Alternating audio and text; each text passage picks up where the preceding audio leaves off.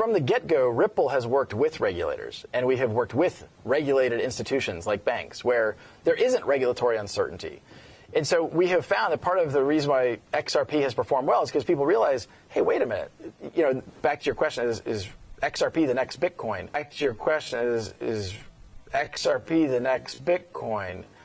If we work with the system to solve this problem, and we can solve that problem at scale, a problem measured in the trillions of dollars, then there's a lot of opportunity to create value. Institutions like the Bank for International Settlements, right? They spend a lot of time thinking about settlement risk and trying to contain it. Could institutions like that be helpful to you in helping adoption happen faster? BIS could be. We've met with them. They seem more of a policy arm. So as far as standard settings, yes. So definitely we are cognizant that central banks will play a role. You're seeing a lot of really cool things coming out of the Bank of England. The Bank of Japan now has gotten frankly, I think Japan is really leaping ahead as far as innovation in this category. Fed has actually been pretty constructive. They have a lot of people working on where these technologies mean. So there's a lot of these international bodies and central banks that are part of the mix, which I think just from a credibility standpoint, it kind of gives it a little bit of a seal of approval. It's not like you have separate regulators, enforcement people, but it helps. It helps get the banks comfortable. This is why the financial system needs cryptocurrencies like XRP. First, I'm going to say, I imagine a number of people in here have a PayPal account, and you probably have a Venmo account. Have you ever tried to move money from Venmo? PayPal owns Venmo, just to be clear. Have you ever tried to move money from Venmo to PayPal? You can't do it. You have to go Venmo back to your bank and then back to PayPal. The reason why I start with that answer is, in a perfect world, what we see an interoperable payments network world of the future, where all payment networks are interoperable. The world we live in today, and I'm using PayPal and Venmo as the example, is highly not interoperable. What you're talking about in the U.S. Fed and the faster payments, that's a domestic clearing. We actually think, yes, that would be fabulous. Actually, Ripple was one of the kind of leads on that task force. At some point, though, you have to go from the U.S. dollar to another currency. Think about what's possible in terms of financial institutions. There's been a lot of conversation about loosening of regulations and red tape when it comes to the financial industry and its interactions with the crypto community. What are you actually seeing happen? Are banks really warming up in a way that's significant right now? I think unequivocally, yes. Just in the last few weeks, I have seen U.S. financial institutions go from being like, look, we're just not going to touch it because we don't want the extra scrutiny of the regulators, which again, may or may not have even been legal, given these are legal businesses. But you have large banks who used to say negative things, now saying positive things. I think that the two areas you'll see the most activity in the short term, one is around custody. These are banks that want to be able to custody, particularly when you see real world assets being tokenized. You need to be able to safely manage and custody that for customers and potentially for the bank. And the second is around payments. The global payments infrastructure still remains very dated.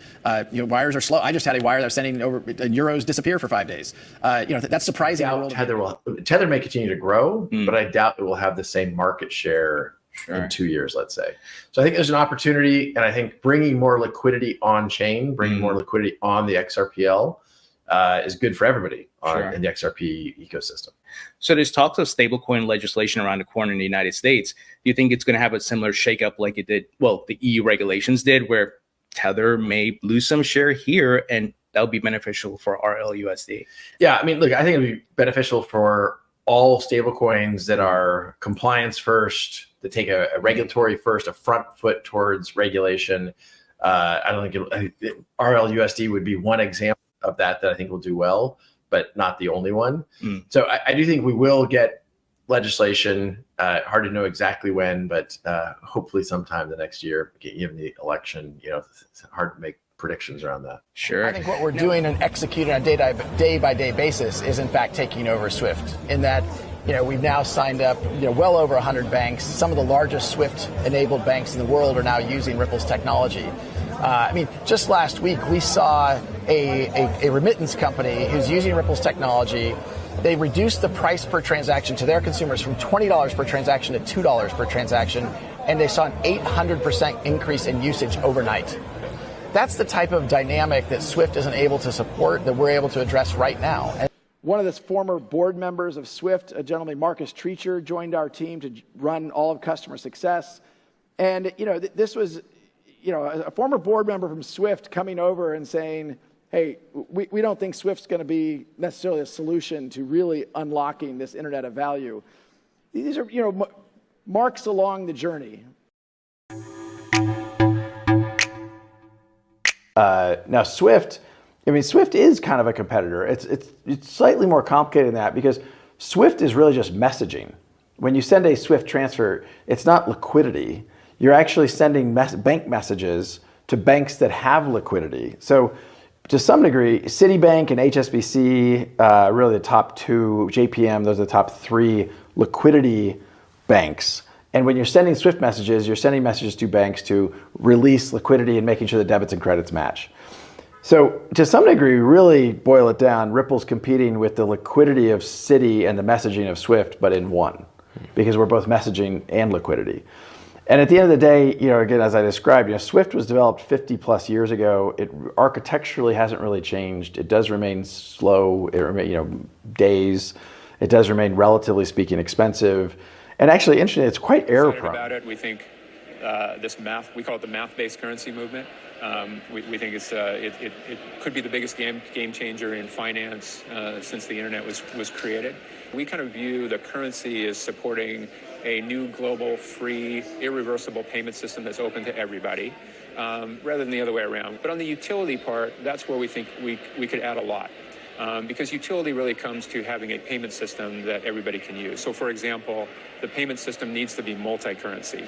So the structure that we've built to solve the double spend problem, which all math-based currencies have to solve, it's basically a global ledger. Everybody shares the ledger. And then there's a process of consensus, which is what solves the double spend problem. That structure allows us to have any currency in our payment system, including Bitcoin, dollars, euro, yen, rubles, anything. So we are right in that moment, and now where does it go from here? And the potential is just incredible.